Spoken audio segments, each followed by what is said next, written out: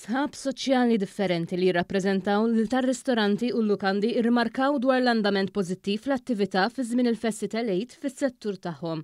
Dan għamluh f'kummenti ma' One News ftit jiem wara l-Festi tal-Għid. Il-President tal-Assoċjazzjoni l-Istabbilimenti tal-Catering Glace, Michelle Muscat, tkellmet dwar kif jum il-Għid ir-ristoranti kellhom ħafna xogħol. Waqt il-ġurnata tal-Għid, il-maġġoranza tar-ristoranti kienu biżi ħafna. Kelli feedback tajjeb ħafna, il-catering establishments il-maġġoranza tagħhom kważi kollha. Sostniet ukoll li dan l-andament mistenni jibqa' jiġi sostnut anke fix-xhur sajfin. Jekk nibqgħu sejrin kif aħna bħalma konna fl-Għid u jalla t-temp jirranġa għax dikinhar tal-Għid għamlet dik il-ħalba xita nofsija minnhom sa gerxet ftit nies, però naħseb li għas-sajf għal żmien li ġej għandu jkun hawn xogħol tajjeb. Tal-istess fema kien Andrew Aġus Muscat li huwa l-kap eżekuttiv tal-Assoċjazzjoni Maltija tal-Lukandi u Ristoranti l-MHRA. Aġus Muscat sostna li dan l-andament imur fit ma' tbassir tal-MHRA għal din is-sena.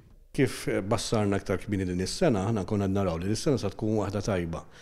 Il-numri kienu juru li xaktar xanki nilħu n-numri li konna l-ħakna fit-2019, ġifir is-sena li fej kellna record of the record years biex niftehmu, jekk mhux ukoll naqbżuha. Issa ovvjament dak kien bassir. Mill-festi li għadna kif rajna l-festi tal-Għid, jidher li dak li konna qed ngħidu huwa minnu. Intant Aġus Muscat semma wkoll l-andament pożittiv fil-lukandi ta' stilel differenti u anke butik hotels madwar il-pajjiż biex bekk qed ikompli jiġi nnutat tkabbir fis-settur turistiku anke lilin mix-xhur sajfin.